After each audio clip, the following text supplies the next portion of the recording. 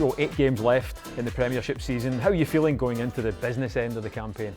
Yeah, we're feeling good. We're doing well as a group. We're strong in numbers, full squad available, plenty to look forward to. You've experienced the highs and some lows that football has to offer. How have you learned to cope with a situation like this where there's natural excitement, there's nerves, there's a huge focus on around every game from the fans and media? You can't really avoid it. I think you just live in the moment. We take care of business. We know what's got us so far in the season. Game by game, opposition by opposition, we try and take care of business. Does that filter down from the manager? Because it seems that regardless of the type of game or the excitement or nerves coming from the stand, he always portrays a very calm exterior. Yeah, that's who he is, who he wants us to be as a team, and who we want to be as a team. Something that we've either had to buy into or we could have not bought into, and it would have been obvious. But I think it's pretty evident that we have bought into his way of thinking, his way of playing. We trust in his process, and we're going to continue to do that, even if it gets tough. And we believe that's going to put us in good stead. Ross County are the visitors. This season you've managed 2 wins against them so far, but they've been a difficult team to break down. It took us to the 64th minute, the last game at Celtic Park, for Cameron to get the first of Celtic's 3 goals. And who could forget that dramatic late winner by Anthony Ralston to get us a 2-1 win in the Highlands? Will patience be key again, do you think?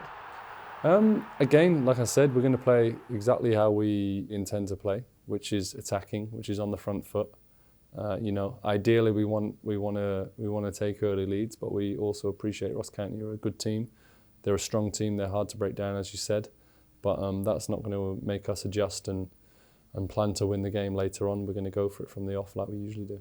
You've experienced some late winners up the other end of the pitch at your time before Celtic. How did that one rank when Anthony stuck that header away? That was a big moment. It was, Carl had been sent off.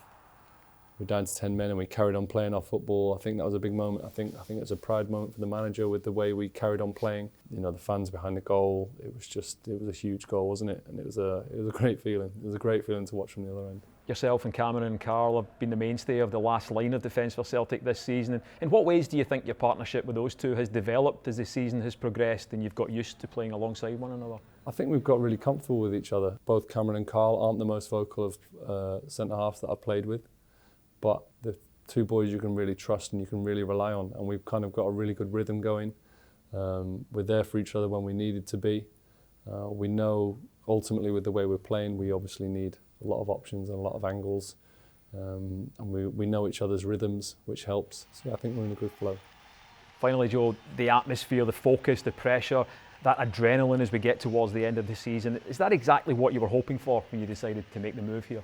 I don't know. I was a bit disillusioned with football when I came, but I knew that speaking to the manager and speaking to people who'd already been up here, what a great opportunity it was, and it could have been something that could have been very exciting. But those are all ifs, buts and maybes. The fact that we live in it, the fact that I'm a part of it, and it's so close and there's so much going on.